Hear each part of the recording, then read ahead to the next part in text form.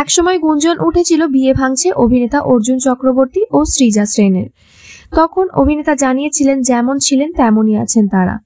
বুধবার বিবাহবার্ষিকীতে ভালোবাসার উদযাপন করলেন দম্পতি। 18 বছর ধরে হাতে হাত রেখে চড়াই উতরাই দেখেছেন। অনেক ভালো খারাপের সাক্ষী দুজনে। সোশ্যালে ভালোবাসা সাদা কালো ছবিও দিয়েছেন। শ্রীজাকে সামনে রেখে অর্জুন জানান, তুমি আছো আমি আছি। অভিনেতা আরও লিখেছেন, তিনি ছোটবেলার একটি গল্প ভাগ করে নিয়েছেন। লিখেছেন, আমাদের প্রি বোর্ড পরীক্ষার ফলাফল বের হয়েছে। আমি যথারীতি ভালো ফল করেছি, কিন্তু শিক্ষিকা বলেছিলেন কেউ তোমাকে টেনে তুলেছে। তিনি নির্দিষ্ট একজন মেয়ের কথা উল্লেখ করেছিলেন। মেয়েটি তার আগের বছরই আমাদের স্কুলে ভর্তি হয়েছিল এবং পরপর দুটো শিক্ষাবর্ষে প্রথম হয়েছিল। অভিনেতার দাবি, তিনি বিষয়টি বুঝতে পারেননি। তার বন্ধুরাও অবাক হয়েছিলেন কেন শিক্ষিকা অর্জুনের প্রশংসা না করে নতুন ছাত্রীটির প্রশংসা করেছিলেন। তারা সে কথা অর্জুনকে জানাতে তিনিও বিস্মিত হয়েছিলেন।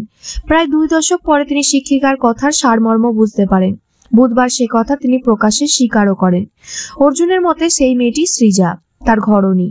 স্কুল থেকে যে আমাকে উন্নতির পথে টেনে তুলেছে, এগিয়ে দিয়েছে, যেভাবে এক বন্ধু তার বন্ধুকে, এক শিক্ষক তার ছাত্রকে, এক স্ত্রী তার স্বামীকে এগিয়ে দেন। অভিনেতা কৃতজ্ঞ।